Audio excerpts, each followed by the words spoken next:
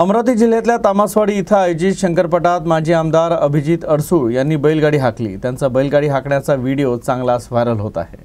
अमरावती जिल्ह्यातल्या दर्यापूर तालुक्यातल्या तामसवाडी इथं जंगी शंकरपट बैलजोडी शर्यतचं आयोजन करण्यात आलं होतं।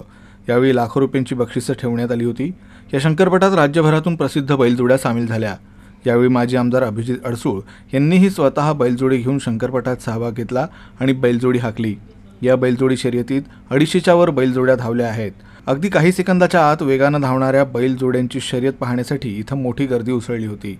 तर माजी आमदार अभिजित अडसूळ यांचा बैलजोडी हाकण्याचा व्हिडिओ चांगलाच व्हायरल होतोय।